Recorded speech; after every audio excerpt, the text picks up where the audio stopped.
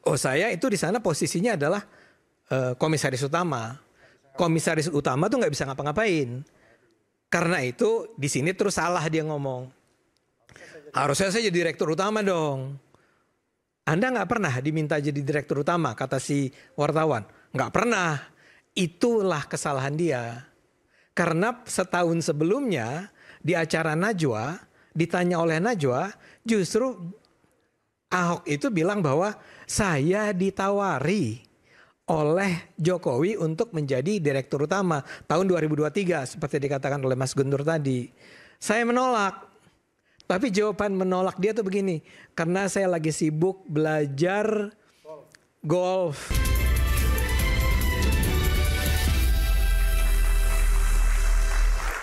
Tadi Bung Rey panjang lebar menyatakan, cuma saya simpulkan satu, saya konfirmasi dulu ke Bung Rey. Artinya yang Bung Rey mau sampaikan, ini apapun korupsinya, satu tujuannya cuma mau ganti pemain, itu aja. Ya kurang lebih begitu saya kira ya. Ada yang mau jawab? Silakan Bung Hendersam. Tadi itu ada satu kalimat yang dikatakan oleh Bang Rey tadi kan. Saya nggak tahu ini akan kedepannya akan gimana. Kan gitu kan. Artinya beliau juga nggak tahu apakah ini akan ada pemain baru mengganti pemain baru atau tidak.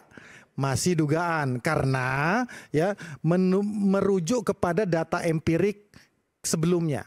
Di periode-periode sebelumnya. Itu yang dijadikan acuan oleh beliau. Sebelumnya itu di rejimnya Pak Jokowi maksudnya kan? Semuanya ke belakang lah ya kan. Udahlah semua ada di situ. Itu ada di situ tuh. Nih orangnya juga ya. Nah, tapi saya perlu penjelasan dulu. Artinya mengganti pemain dari sebelumnya orangnya Pak Jokowi. Enggak. Maksud saya itu. Pak Prabowo gitu. Iya. Bisa saja begitu. Bisa begitu, oke. Karena Bung Aiman ya. Kita dulu diskusi di sini sehingga saya soal Bang Rey. Tunggu dulu. Karena saya ditanya oleh Bung Aiman ya kan. Apa gua orang kita kan dulu sebelumnya kita diskusi di sini soal pagar bambu kan. Enggak. Pagar laut. Pagar bambu. Iya. Yang ditanyakan Bung saya Yanuar dulu. sudah menyebutkan dan memberikan indikasi. Saya khawatir kata Bung Yanuar yang terjadi sebetulnya hanya pergantian orang. Oke. Faktanya sekarang Bung, yang jadi tersangka cuman kepala desa. Oke. Setelah itu apa? Kan belum. Mana macannya? Belum dong. Sabar dong. Di podium.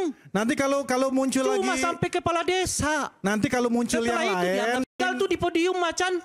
Bung Aiman, nanti kalau omongan ini ya kan, ini kan jadi apa namanya? Yang mana nih? Jadi rekaman masalah ini. Ternyata muncul kemudian tersangka lain sampai ke atas. Yang mana? Yang malu sendiri. Kasus? Ya pagar laut. Alhamdulillah kalau begitu. Ya seperti itu. Itu yang kita harapkan. Karena apa? Itu kan sama Bung Hendarsam. Mazhabnya Ray Rengkuti ini mazhab khawatir dan mazhab pesimisme. Iya. Mazhabnya itu.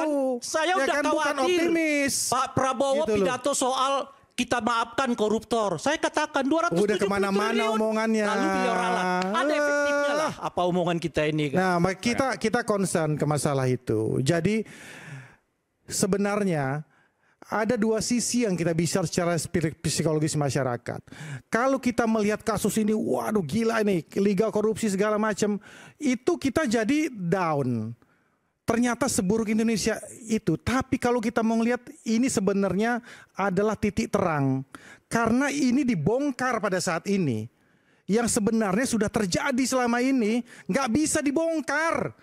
Nah ini sebenarnya bukan Indonesia gelap, Indonesia terang. Karena semua bisa dibongkar pada saat ini di zaman pemerintah Pak Prabowo. Itu masalahnya. Angle-nya itu yang salah. Gitu loh. Jadi kalau tiba-tiba Ahok muncul, saya begini. Lu telat. Anda telat. Kejagung udah periksa semuanya. Udah tetapkan 9 tersangka. Ya kan?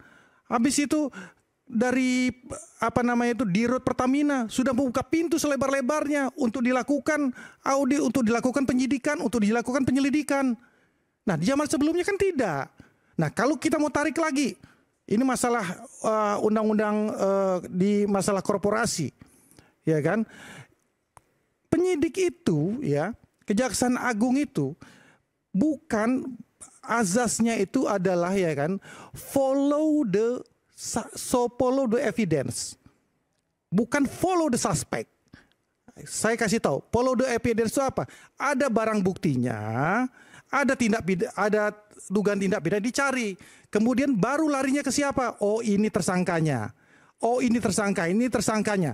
Kalau Bang Ray Rangkuti, dia follow the suspect. Dia tunjuk Erick Thohir, baru dicari tindak pidananya. Ini yang zolim.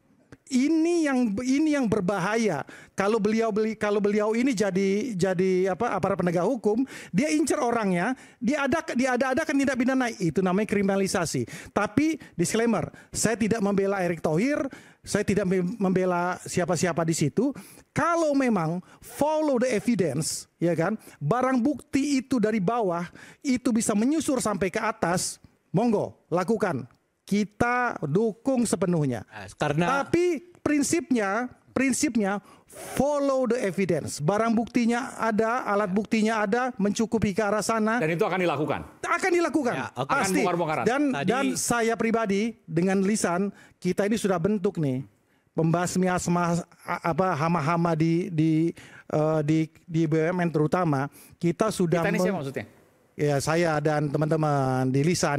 Oke. Ini di luar pemerintahan. Di luar pemerintahan kita udah sisir ini semuanya. Dan mohon maaf kalau nanti ada irisan ke teman-teman yang lain, terutama yang di luar pemerintahan, ya monggo. Saya nggak nyisir sebenarnya. Cuman karena apa? Ke sini maksudnya apa? Ahok? Enggak, ini masalahnya kan masalahnya bukan ke Ahok. Di luar pemerintahan. No. Saya nggak ngomongin Ahok. Okay. Karena kita prinsipnya follow the evidence. Barang alat buktinya ada, ya kan? Ini larinya kemana sih kita nggak tahu. Oke. Bisa jadi juga dan itu mungkin pasti dituntaskan. Bisa jadi mungkin ke pemerintahan ke dalam, bisa jadi keluar pemerintahan. Betul. Nah, tapi kita harus fair dengan itu. Betul. Ujian pertamanya adalah kasus Pertamina ini. Ya kan? Follow the evidence. Ya. Buktinya akan diikuti dan akan membongkar. Bung Hendarsam tadi mengatakan dia udah bentuk organisasinya. Ya kan? Untuk mengejar mereka yang dianggap melakukan tindak pidana. Sampai raja-raja kecil itu kita udah tahu. Makanya saya mengatakan alat ujinya nanti adalah kasus Pertamina ini. Sejauh apa ia akan merengsek sesuai dengan alat bukti yang disebutkan itu tadi kan. Itu satu. Nah yang kedua, saya perlu klarifikasi. Saya tidak menyebut Erick Thohir sebagai bagian dari peristiwa ini. Saya mau mengatakan ini korupsi di Indonesia itu umumnya berjamaah. Bisa berjamaah secara horizontal, tapi juga bisa berjamaah secara vertikal. Nah, kalau melihat umumnya di kita, dengan uang sebegitu besar, itu selalu ada kaitannya dengan politik. Oleh karena itu, tolong dong, kejaksaan tidak hanya berhenti di sini, tapi itu tadi, mungkin dengan barang bukti yang ada, bisa menyasar ke arah yang lebih tinggi, lebih atas, dan seterusnya. Itu yang saya sebut. Di situ ada menteri, yaitu tentu ada Erick Thohir. Tapi di atas menteri itu juga ada presiden. Sebab siapa sih yang butuh uang sampai 1.000 triliun alias 110 triliun ya per kepala selama 5 tahun? Bukan politisi, bukan siapa-siapa loh mereka. Itu yang kedua. Maksudnya uang ini Anda mencurigai bisa jadi ke presiden saat itu 2018-2023. Saya tidak mengatakan begitu. Saya mengatakan uang besar itu selalu berkaitan dengan peristiwa politik. Oke. Nah, oleh karena itu perlu dilacak. Dan ini kan yang sampai sekarang kita nggak pernah melakukannya. Nah, kalau rezim Prabowo ini mau melakukan itu baru good, baru bagus. Tapi yang ketiga saya apresiasi Bung Hendarsam. Karena selalu membuat perbandingan antara rezim pemerintahan Prabowo dengan rezim sebelumnya, di mana sebelumnya itu namanya Pak Jokowi. Yang paling dekat dengan Pak Prabowo.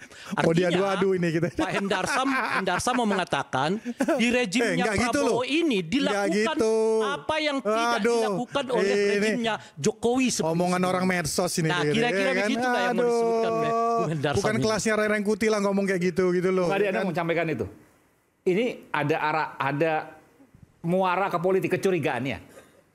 Dan politiknya kalau uang sebesar itu ya yang paling tinggi. Ini kan sampaikan tadi oleh Bung Ray Rangkuti. Gimana kalau kita bicara korupsinya aja dulu? Maksud saya begini, itu kan ya yang namanya imajinasi Ray Rangkuti, kita semua kira-kira udah tahu lah apa. Imajinasi itu? Ya, itu imajinasi. Follow the suspect tadi dia. Kita hormati aja bahwa dia incar Jokowi, dia ingin sekali Pak Jokowi. Dicari tuh ala begitu lah kurang lebih. Itu kira-kira. Kalau pagar bambu kira-kira berhenti di situ nggak? Ya, kita pastikan stand saya akan kawal. Gimana kita akan kalau kita tidak bicara pagar bambu? Gitu ya. Kita lagi bicara Ahok bukan? Ya, saya ingin komentar itu sebetulnya dari tadi. Ya, jadi tadi saya dibilang bahwa saya adalah fansnya Pak Ahok dan itu benar. Saya itu pendukung Ahok 2016-2017 berseberangan sama Anda ya waktu itu ya. Dan sampai kemudian dia di penjara, dia keluar, dia masuk PDIP, saya tetap mendukung Pak Ahok. Saya tetap menganggap dia sebagai salah seorang tokoh terkemuka lah di Indonesia yang penting. Ya, tapi kan sekarang muncul pertanyaan tentang Pak Ahok dan Pertamina. Saya ingin katakan bahwa saya tidak menuduh mereka yang membicarakannya di medsos sebagai sekedar punya niat buruk untuk menyerang Ahok.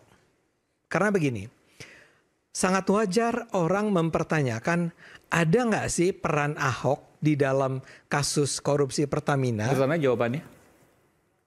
Enggak, saya cuma bilang saya tidak tahu kan, nggak ada jawabannya dong sekarang. Cuman kalau orang sampai mempertanyakan itu, jangan dianggap sebagai sekedar benci sama Ahok. Mungkin juga benci, tapi paling tidak kan begini.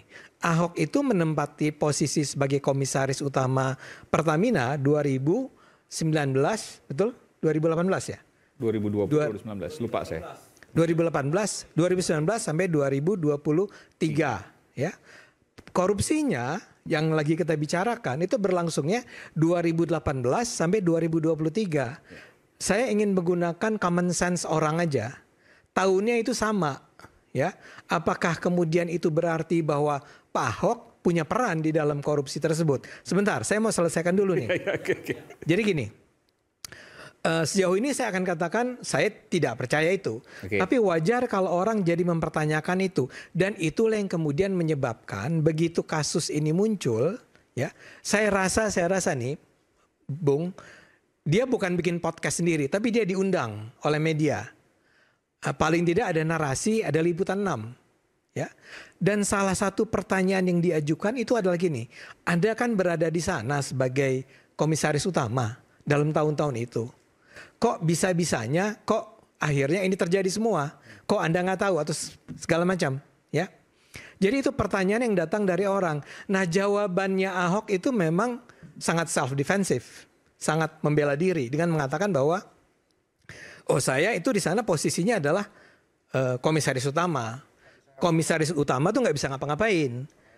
Karena itu di sini terus salah dia ngomong. Harusnya saya jadi direktur utama dong. Anda nggak pernah diminta jadi direktur utama, kata si wartawan. Nggak pernah. Itulah kesalahan dia. Karena setahun sebelumnya di acara Najwa, ditanya oleh Najwa, justru Ahok itu bilang bahwa saya ditawari oleh Jokowi untuk menjadi direktur utama tahun 2023 seperti dikatakan oleh Mas Guntur tadi. Saya menolak. Tapi jawaban menolak dia tuh begini, karena saya lagi sibuk belajar golf. Saya belajar apa lagi ya? Ada kegiatan-kegiatan yang belajar bahasa Mandarin. Ya, pengen santai lah. Pengen santai. Makan gaji. Kan lebih enak jadi gitu komisaris utama. Gajinya ada. Dia nggak bilang nggak usah kerja sih. Cuman duitnya banyak. Dan waktunya ada. Waktu ada, duit ada. Sehingga gini saya mau katakan. Itu salahnya Ahok. Karena dia lupa bahwa setahun sebelumnya dia pernah bilang bahwa dia menolak menjadi dirut. Sekarang dia bilang dia ingin menjadi dirut. Karena hanya kalau dia menjadi dirut, dia bisa menyelesaikan masalah Pertamina. Itu satu. Nah, kedua adalah saya rasa sangat menarik untuk mengharapkan agar Ahok betul-betul mau terlibat nih sekarang dalam perang melawan. Anda kan sendiri menyebut ini korupsi terbesar di Indonesia dalam sejarah kan? Kalau angkanya sebesar itu ya. Perlukah ini ditangani dengan kuat-kuatnya? Saya rasa perlu, dan saya percaya Pak Prabowo berkomitmen untuk itu. Saya yakin ya. Tapi sekarang kita abaikan dulu Pak Prabowo-nya.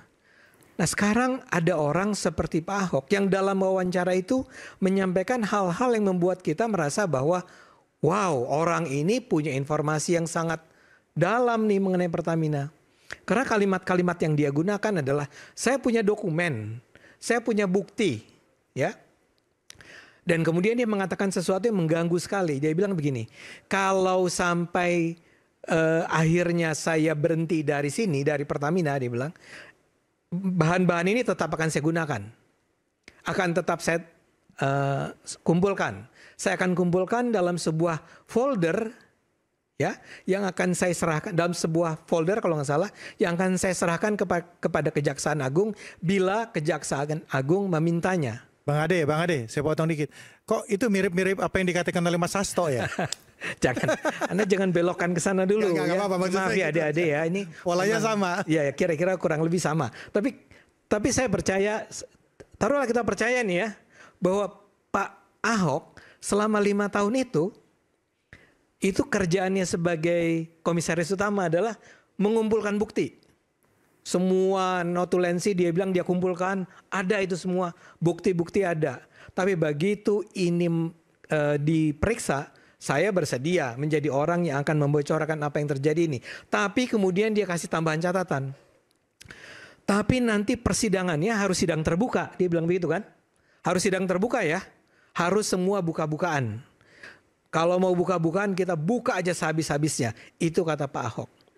Kesimpulan saya sebagai orang yang belajar komunikasi dari cerita itu, saya menangkap pesan-pesan yang sebetulnya tidak secara clear dia sampaikan, tapi menunjukkan bahwa dia itu selama 5 tahun berada di sana, atau 4 atau 5 tahun berada di sana, sebetulnya sudah memiliki bukti atau dugaan atau bukti lah ya, tentang korupsi. Korupsi yang sedemikian besar di Pertamina. Dan itu sebetulnya sangat make sense, sangat masuk di akal. Kenapa? Nggak mungkin lah ya korupsi yang sampai mencapai paling tidak 200 triliun per tahun atau kemudian digenapkan menjadi 1.000 triliun per 5 tahun itu sampai tidak terdeteksi oleh seorang komisaris utama. Apalagi mungkin yang di atas-atasnya ya. Saya nggak mau ngomong ke sana ini. Loh kok ya oke. Tadi berdasarkan gini. Berdasarkan itu tadi, Bu. Boleh saya selesaikan? Saya ngikuti alur berpikir Adil loh. Saya ingin selesaikan dulu ya penjelasan saya. Follow the suspect nih. Ya, jadi gini. Karena komisaris utama itu kan mempelajari, punya kewajiban mengawasi. Yang diawasi memang Pertamina. Oke, intinya bahwa Pak Ahok Anda mau yakinin bahwa Pak Ahok tahu. Nah, saya mau bilang begini. Mungkin nggak sih dia tidak mengikutinya, tidak mempelajarinya. Walaupun tadi dikatakan ini bukan Pertamina ya. Ini Pertamina Patra Niaga ya. Artinya yang sudah juga punya komisaris sendiri. Betul. Tapi dia sendiri bilang itu direktur utamanya saya sering marah-marahi dia bilang. Betul. Artinya dia punya komunikasi sama si direktur utama. Nah, saya boleh Nanti dulu dong. Oh, iya. Anda nih Sedikit lagi. tenang. Sedikit lagi nih. Oke. Jadi kembali saya ingin sampaikan yang paling awal, orang ini bisa jadi punya informasi yang sangat kaya mengenai apa yang terjadi. Korupsi yang saat ini. Yang 1.000 triliun ini ya. Karena itu kalau sekarang Kejaksaan Agung serius ingin bongkar, ya ajak Ahok. Karena sekarang tuh udah mulai kemana-mana ya. Ya misalnya saja Ahok sendiri bilang ada orang BPK yang terlibat. Walaupun dia nggak mengatakan dengan definitif ya. Bahkan sekarang sudah beredar sebuah meme ya tentang tragedi atau apalah namanya tentang Pertamina ini, dan mulai disebut nama-nama seperti Pak Erick Thohir ya, Pak Boy Thohir. Ini tentu saja kita nggak usah percaya begitu aja dong. Ini namanya juga meme ya. Tapi itu kan artinya orang mulai mengarang-arang bebas nih. Atau nggak pakai bebas lah. Mulai menciptakan narasi-narasi baru yang mungkin menciptakan keterlibatan nama-nama baru. Untuk itu ini harus kerja keras memang kejaksaan. Dan saya yakin semua pihak harus terlibat mendukungnya. Termasuk kita-kita yang ada di sini. Pak Ahok tahu segalanya, punya komunikasi dengan Direktur Utama Patra Niaga. Itu yang kemudian disampaikan oleh Ade Armando. Bagaimana kemudian nanti Bung Ray Rangkuti dan Bung Guntur Romli menjawabnya? Kita simak saat lagi. Tetaplah bersama kami, Rakyat Bersuara.